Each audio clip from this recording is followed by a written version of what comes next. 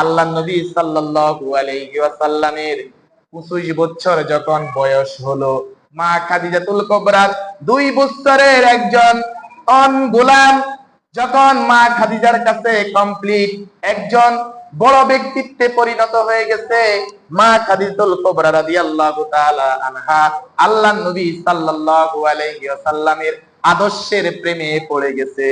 সুবহানাল্লাহ বলেন। আদর্শ প্রেম শুরু হয়ে গেছে। মা খাদিজাতুল কুবরা রাদিয়াল্লাহু তাআলা আনহা তিনি তিনের চাচাকে ডাকলেন। তখন তিনি আম্মা জানো ইন্তেকাল করেছেন, ওনার আব্বা জানো ইন্তেকাল করেছেন। আমাদের আম্মা জান খাদিজাতুল কুবরা রাদিয়াল্লাহু তাআলা আনহার আম্মা জানের নাম ছিল ফাতেমা, আর মা খাদিজাতুল কুবরা রাদিয়াল্লাহু তাআলা আনহার বাবার নাম ছিল খালিদ। দুইজনে ইন্তেকাল করেছেন। দাদাও ইন্তেকাল করেছেন আসাদ নামে, ওনার দাদার নাম ছিলেন আসাদ। শুধু চাচা বেঁচে আছেন। চাচার কাছে বললেন, চাচা গো, আমি তো মনে করেছি আর বিবাহ বসবো না, কিন্তু এই আদর্শ শ্রমিকের ভালোবাসার মধ্যে আমি পড়ে গেলাম, আমি মুহাম্মাদের ভালোবাসায় পড়ে গেলাম, আমি তো আর সহ্য করতে পারছি না। আল্লাহর নবীকে, আমি মুহাম্মদকে আমি শ্রমিক হিসাবে দেখতে চাই না।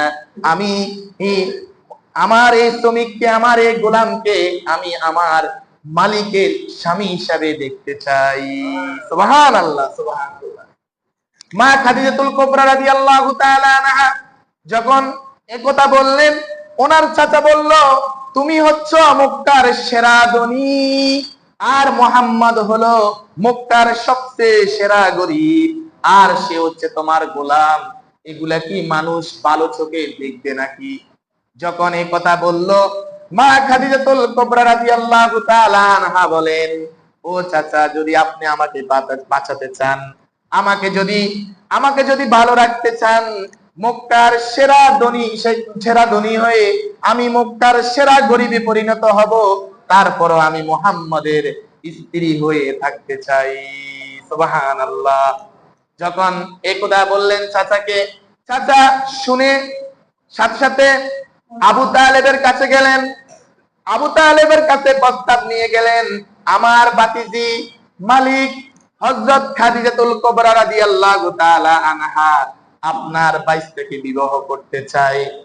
সাথে সাথে আবু তালেব হাসা শুরু করেছে, আপনি কি আমার সাথে কোন প্রকার মজা করছেন? উনি হচ্ছেন মক্কার সেরা ধনী, আর আমার এতিম এই মুহাম্মদ সবচেয়ে গরীব একজন চাকর, একজন গোলাম।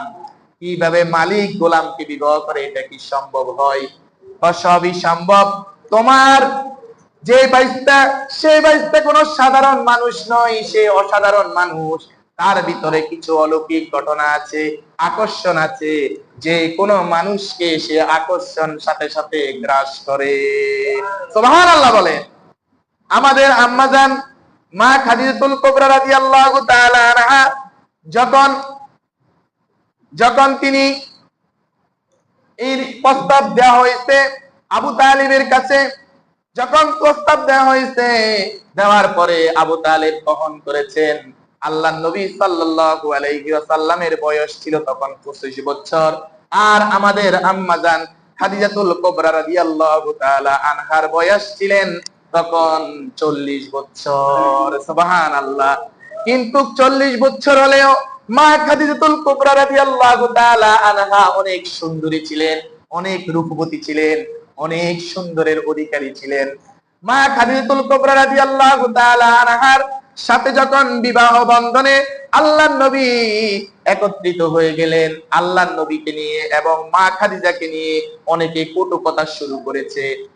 যখন কটু কথা শুরু করেছে, সাথে সাথে মা খাদিজাতুল কুবরা রাদিয়াল্লাহু তাআলা আনহা এমন স্ত্রী ছিলেন, তার স্বামীর সম্মান বাড়াবার জন্য তিনি জনসভার ডাক দিয়েছেন, মক্কার সবাইকে ডাক দিয়েছেন, মক্কার গরিব এবং অসহায় বড় লোক সবাইকে, ধনী সবাইকে ডাক দিয়েছেন।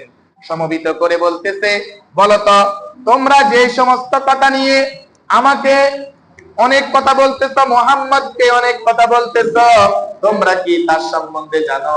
বলতো আমার স্বামীর কোন দিকে কম আছে? সুবহানাল্লাহ বলেন। বলল আমার স্বামী, বলো আমার স্বামীর বংশটা কি? বলল কুরাইশ বংশ।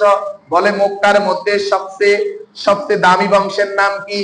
কুরাইশ বংশ। সুবহানাল্লাহ বলেন। আমার স্বামীর গোত্রের মধ্যে সবচেয়ে বড় গোত্র হচ্ছে আবু হানিফ। এইভাবে আল্লাহ নবীর সৌন্দর্য যখন তুলে ধরেছে, বলতো আমার স্বামীকে, এই মক্কার জমিনে এমন কোন যুবক আছে আমার স্বামীর মতন সুদর্শন, যে স্বামীকে দেখার পরে সবাই পাগল হয়ে যায়? বলতো এরকম কোন যুবক আছে কিনা? সবাই একসাথে বলল না, নাই। তাহলে এবার বলো আমার স্বামীর কোন দিক কম আছে? তখন একজন দাঁড়িয়ে বলতেছে, আপনার স্বামী তো গরিব, আপনার স্বামী গরিব। সাথে সাথে মা খাদিজাতুল কুবরা রাদিয়াল্লাহু তাআলা আনহা বললেন, এক সেকেন্ড আগে তুমি যা বলেছো, এক সেকেন্ড পরে আমি তা বলতেছি। মক্কার যত আমার ধন দৌলত আছে সবকিছু আমার স্বামীর চরণে আমি দান করে দিলাম। সুবহানাল্লাহ। এবার বলো আমার স্বামী মক্কার মধ্যে কি সবচেয়ে ধনী? সাথে সাথে আল্লাহর নবী বললেন, আমার স্ত্রী খাদিজা আমার চরণে যত ধন দৌলত ছিল সব দান করে দিয়েছে, আর আমি মুহাম্মদ সাল্লাল্লাহু আলাইহি ওয়াসাল্লাম সব কিছু গরিবের কাছে বন্টন করে দিলাম। এই ধন দৌলত সব কিছু যারা গরিব আছে মক্কার মধ্যে সবাই নিয়ে যাও। সুবহানাল্লাহ।